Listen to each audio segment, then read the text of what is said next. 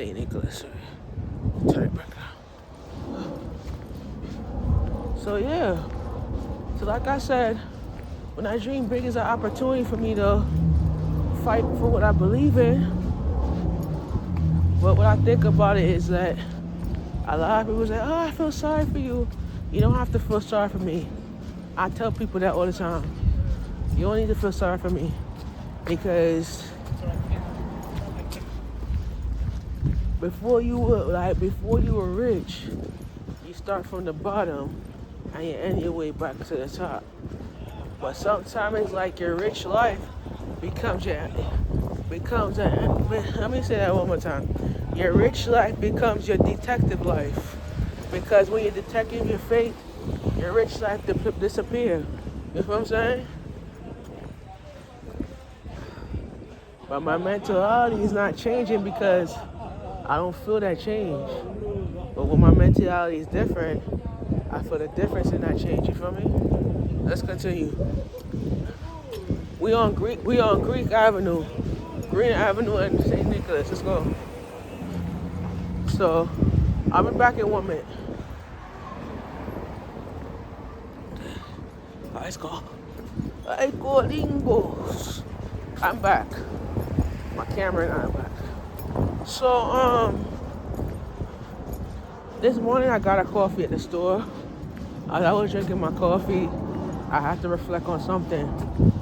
And one of the things I reflect on in life is dignity and unity with myself. Okay? But my addiction into certain things that I was addicted to, and I changed my life for it, because once Yahweh saved me, I got a good thing about it. Everybody asked me to share it, but I'm going to share it with y'all. Let me cross the street and let me share it with y'all.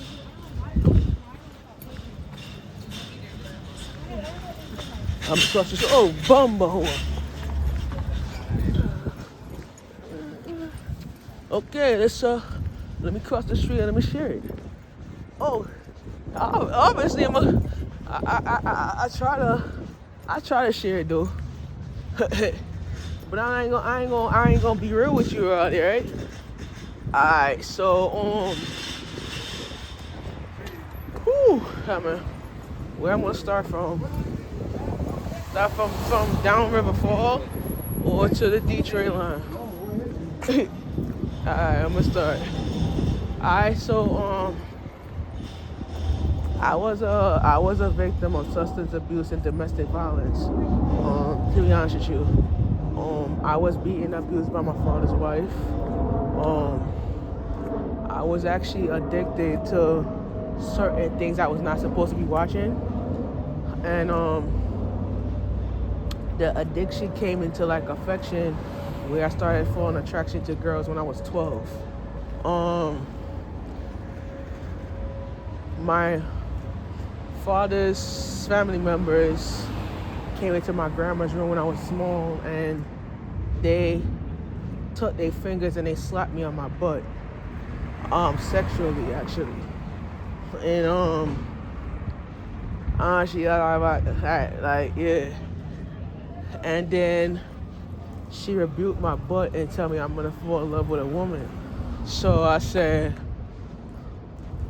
I wasn't coming to her wearing girls' clothes, and I was more into boy stuff, and they was trying to the devil was trying to attack my spiritual lifestyle, and started to feel like there was no hope for me in my future, whatever.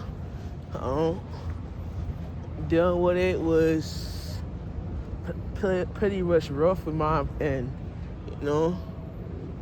I was a victim of substance abuse and domestic violence, where I was addicted to certain things that I was not supposed to be doing.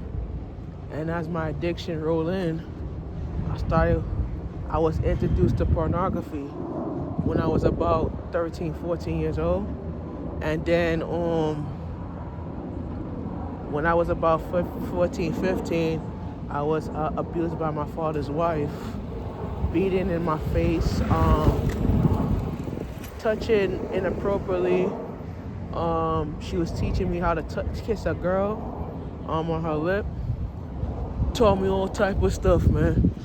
And my grandmother stood there and let them do that shit.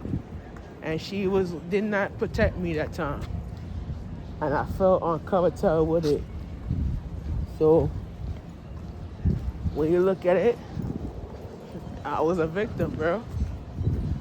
And I could relate to certain situations.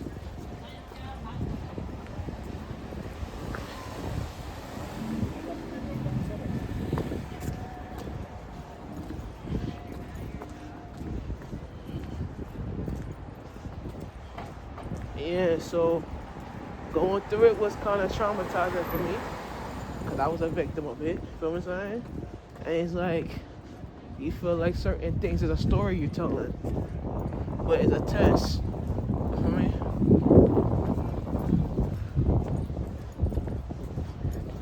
But people don't realize that I was that victim. So it ain't funny shit. It's real shit. Beaten up and abused by my father's wife. Kind of rough. Where they wanted me to go see a psychiatrist. They think I was crazy. I was hospitalized since I was 2. I couldn't talk when I was 2. So it's kind of like all the stuff that I was going through was kind of traumatizing, you know? It all started when my father left me. And my father left me when I was 9. And then the abuse started off when I was about 14, 15, and then about 10 and 11. So, started falling into different values. Started to get into the addiction for me. And at this time, it's like you're speaking the truth about your life because you was a victim of that shit, you know? So everybody realized why I dress like this, because I came out as a heterosexual man. I identify as a man attracted to a woman, and this is how I dress now. So people could not judge me for that. Y'all could hate me or criticize me, but you can't hate the player. You could love the game, you feel me? That's how it is.